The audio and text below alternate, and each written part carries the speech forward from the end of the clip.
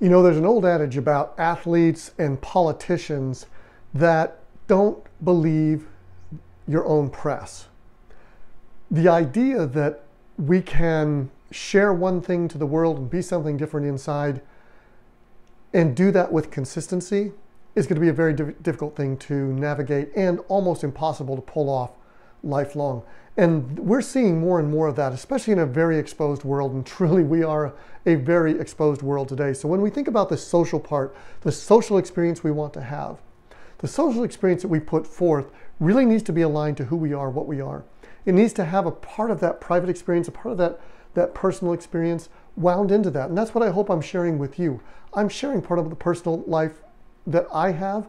I'm sharing a part of the private life that I have with you in order to help you understand that to truly be centered, to truly have freedom, to truly have the type of life that I want to have, that alignment keeps me free from everything. It keeps it so that I don't have to worry about what I've said or how I've said it or to whom I've said what.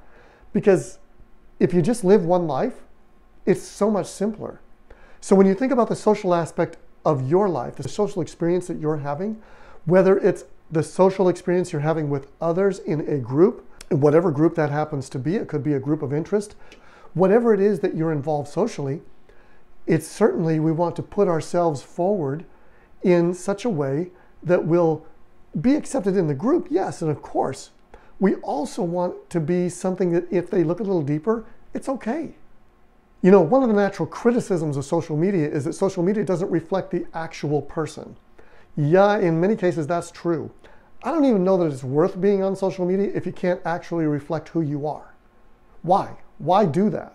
I get it from a promotional sense. I get it from a sense of trying to sell something or persuade something. Eventually, though, that can come back to bite you. Why do that? Why have to live with that? There's no reason for it. There's no sense in it. So just put forth the best of what you've got, the best of who you are, and make it congruent in every setting. Life's going to be so much simpler. Your social experience is really a reflection of the private experience and the personal experience. It's even a reflection of the professional experience if it's appropriate. Often in my social engagements, I don't bring in the professional. Why? It doesn't have any place there.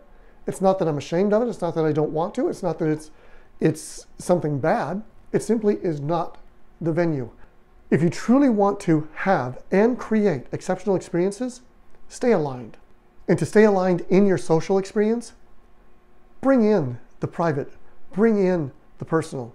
Make it all one congruent experience. It's going to make your experience so much better, and it's going to make the experience that you have with others so much more authentic, which is going to serve you well in the long run. Hopefully you get that takeaway today, that your social experience, to be at its best, really is aligned with the private and the personal. So to truly experience life, stay aligned. It'll serve you well. I'll see you on the next Primacy Podcast.